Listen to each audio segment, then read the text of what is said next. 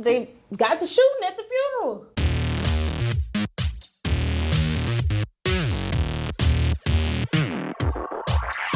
Watson writes, so this company, what services do you provide? Grant writing, grant reviewer services, estate planning. So like I said, that consists of advanced healthcare directives, power of attorney, paperwork, wills. I also have notary services.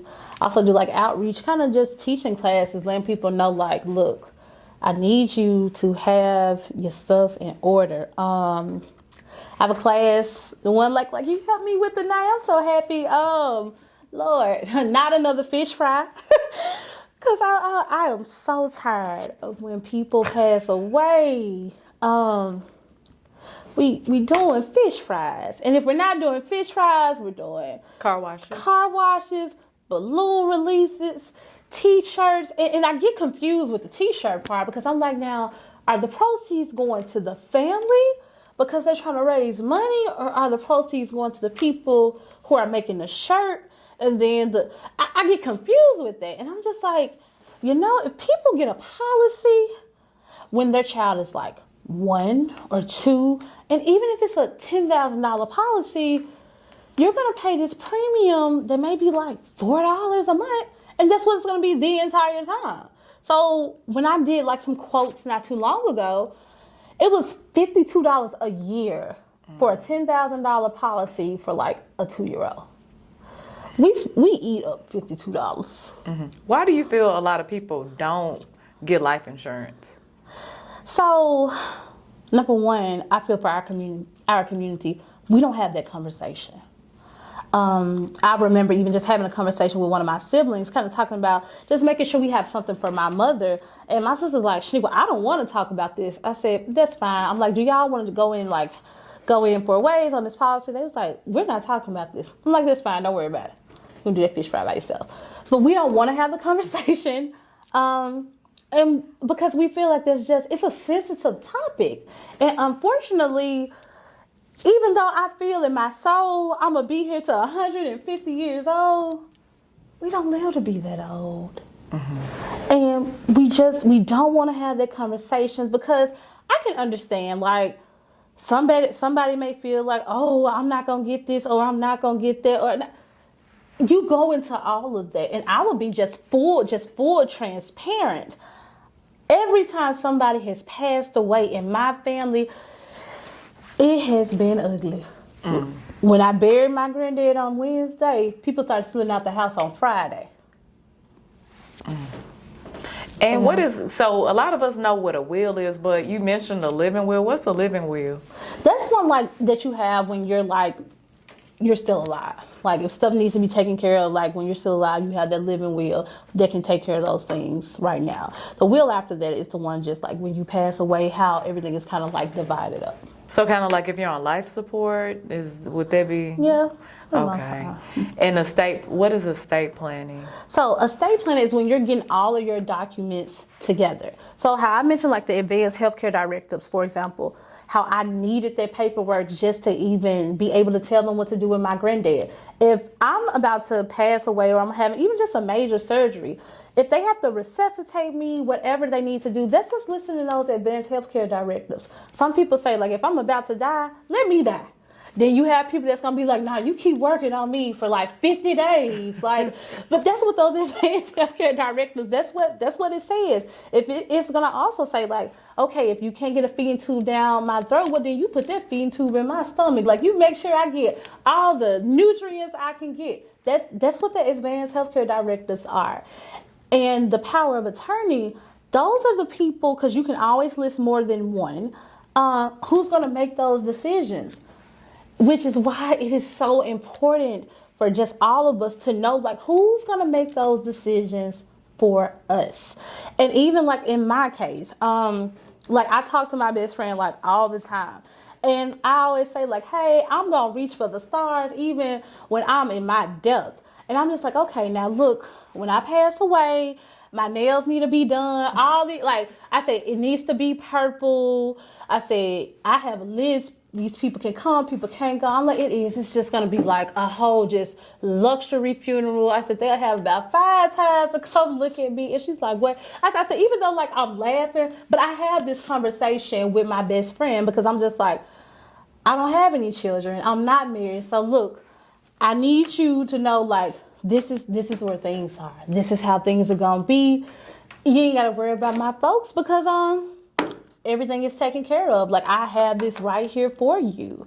And we have to have those conversations because a lot of people, especially like around our age, they'll be like, well, I mean, I don't have anything. If you have a car, you need to say who you gonna leave this car to. Because even if you don't have a will, that means your mom may want to argue with your dad about the car. If you want to see people cut up, let somebody pass away. Or you may decide that you're going to have a will and you're not leaving your mom or your dad anything. You may just want to leave your boyfriend of 50 years the car. That's who's going to get it because in their will, that's what it said. I mean, like, in the will is what goes. And that's also a part of, like, who's the executor over the estate is going to be. That's also listed in the will. So before a person passes away, they say, like, this person is going to be the executor of the estate. And this is kind of how things should be, like, given to whoever they want stuff to be given to. And then I know a lot of people always feel like it has to go to the husband or it has to go to the children. No, my folks have had some wills where they have left people out. And it also has like key phrases in there, and it will say things like if you choose to. It doesn't say you have to. If you choose to give you something, then you can. Mm-hmm. I've seen it all, and I just be like, okay. How do you pick a good power of attorney? Like, what do you feel like are the qualifications of someone to say, okay, this person should be my power of attorney in case something does happen to me? I say you choose the person who you feel like in your soul who's going to make sure you are good as you transition over. But I look at like that person who's actually like there for you like right now, who has been there just during these hard times. I feel in life we all go through things, but that person that you can always count on, that's the person who I feel like should be your power of attorney, that you know is going to do right, that does not have like malicious intent, that's not going to make you feel like you did the wrong thing. That's your reassuring person. Like we always talk about making sure we have like a good support group. The people that's in that good support group and you know you can depend on, then that's how you choose that person. And then you can also choose like a second person, so it can be contingent. So in the event that, let's just say I'm not living or I pass away, well then I had a contingent power of attorney. It can just be my like best friend or something. But it needs to be somebody that you know is going to take care of business, that's going to honor and respect your wishes, how you want it to go. Because if you decide that you want to leave $1 million to the American Heart Association, trust the fact that this person is going to do that. That's how I would choose. That's that seriously, like that's that trust that you have to make sure it's the right person. What I have seen, people, of course, they'll make their children, they'll make their grandchildren, they'll make all these people their power of attorneys, and then they don't do right. And so a lot of people run into like feeling some type of way because they'll be like, oh, well, I don't think my daughter's going to do right. I see how she acts right now, and I don't think she's going to do right. Or I see how my son acts, or he doesn't even come around now and I'm getting sick. And it happens a lot to like elderly people.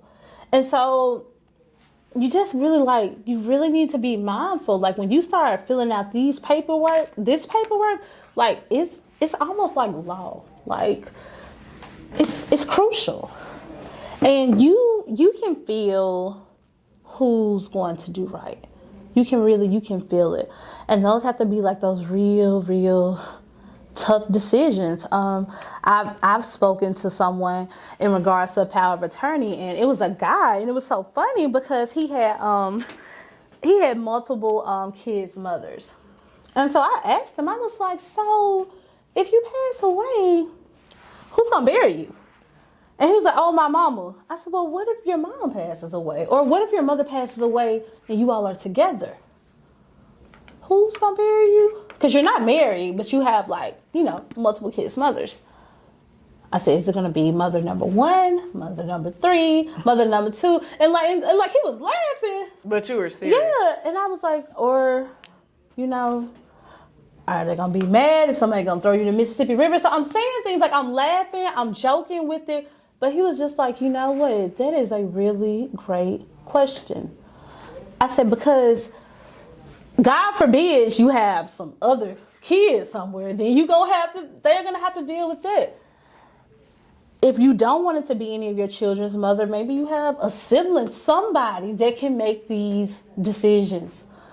Because if you don't, in your death, it's going to be ugly. And that also kind of goes into like another class that I'm working on to like facilitate as I go out here in the field. And it's like, don't leave me wounded.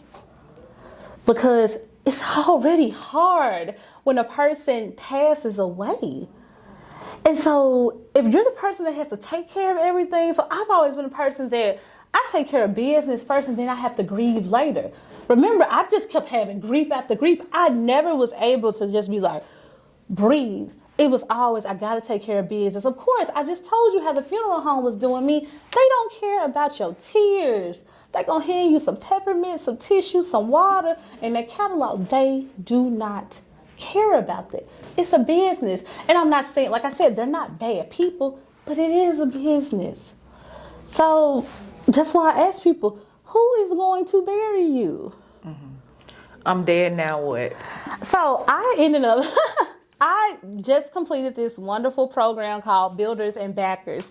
And it has just like helped me just put my vision just to life. And so one of the great things about the program, you can just get your marketing material, things that you're going to do to just like help the community, whatever your vision is with it. So as I get ready to like go out here and just do like the different events, I just ordered some planners and it literally says like, I'm dead, now what? And the reason I got it is simply because it lists like everything that you need. Like on top of having all your paperwork, it'll list like your personal information, your medical information. It has your key contacts, like the main people to call, the main family members to call, because you don't want to call the wrong people. It even has like a section in here where it talks about like the insurance policy, how much that policy is. You can still listen here, like how do you want, even if you choose to be cremated, what's the memorial stone, like how do you want all of this to go? It gives you just a breakdown of everything that you need to do. If you have the dependents, everything, their birthday, anything you could think of, it is in here. And I just want to like kind of like encourage people, because like I will be giving some of them away, but just to encourage people, like, you all fill it out, because we can literally die tomorrow. It is no age on death. I don't know why we think that it is, but it isn't. Like it's no age. And because there's no age, like, we have to be prepared. One thing about, obviously, as we know, like being here in Memphis, our crime rate is through the roof. And because our crime rate is through the roof, we're going to run out of donating. I mean, if everybody is passing away, I'm just saying at a rapid rate, how many GoFundMes can we fund? But if you can literally take this information, write everything out, get your paperwork together, get your life insurance policy together. I just told you a policy is around like $50 a year for a child. If you get the policy while that child is younger, you'll be perfectly fine. You don't have to worry about that. One of the greatest things, even with just kind of having just a life insurance policy, some of them build cash value. So if you decide to get a $100,000 policy, that's perfectly fine. If you decide that you want to pull from that cash value of that life insurance policy, if you have been paying on it for like enough time and want to pull $30,000, well, that's okay. Pull the $30,000 and buy you whatever lovely car you want to buy.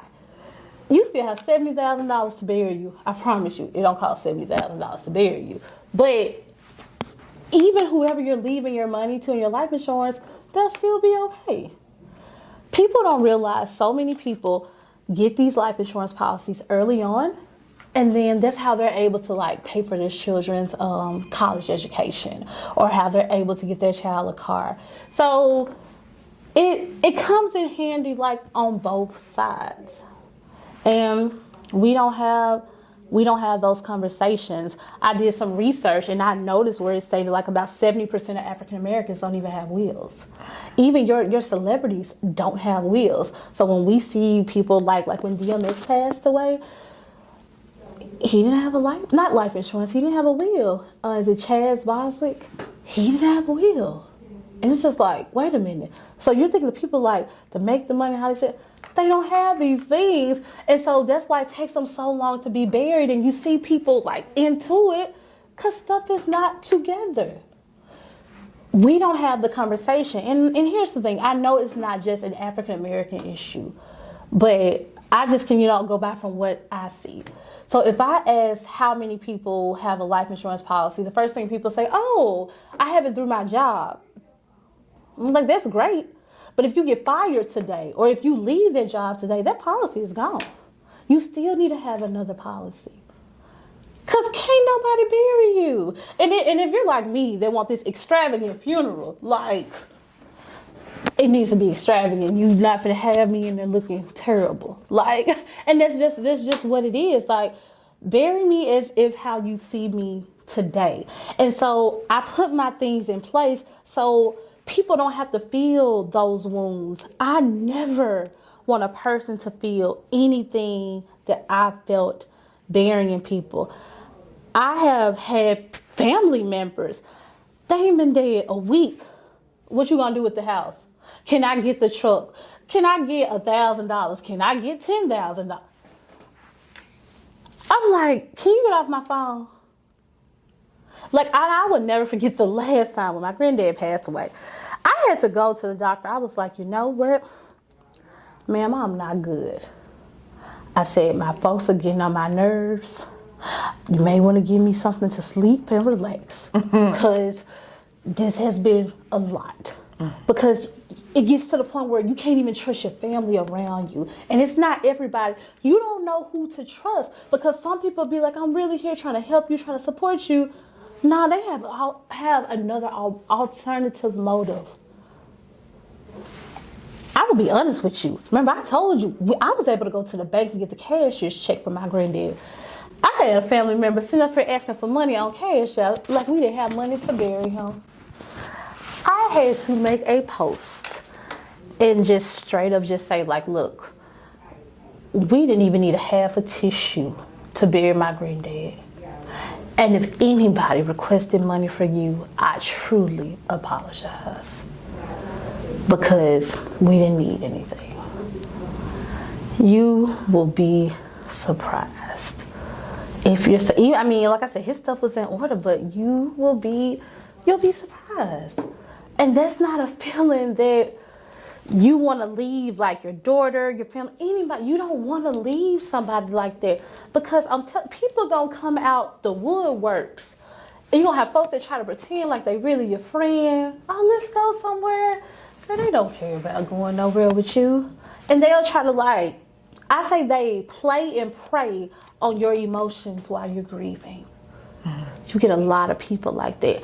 And so that's what has kind of helped me just kind of separate like who's really there. So when I start talking to people, I have to just kind of, I'm a talker. I just sit back and just be like, because I listen to the things that kind of come out their mouths. And if we're talking about anything when it comes to like estate, wills, life insurance, I just have to hear it, because if you pay attention when you're making your like all your paperwork, you start thinking about those conversations, like how people have spoken to you, how they've treated you, maybe how your son has said things to you, or how your kids, those things come into play.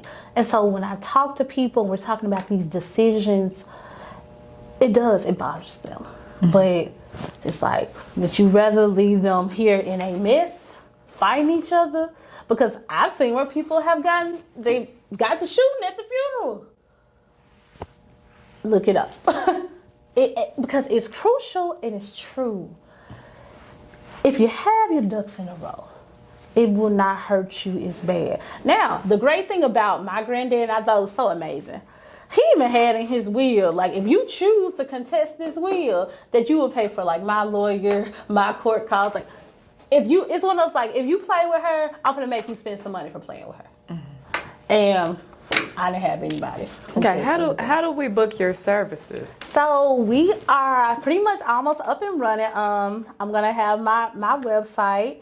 I'll be doing like a lot of posting on social media, and then I have like my phone number, and like I just can like be reached. Like I'm the only Schanaque Watson like in the United States. Like it's nobody else. It's just me. Like I did my research. It's like 3 people names spelled like mine, but I'm the only Schanaque Watson. Okay, you guys, I will put her information as far as her name at the end of the video. So how do you prefer to be contacted? It can, however. All righty. Thank you, Schanaque, for being in the gym with us. Glad to have you. Thank you. Bye.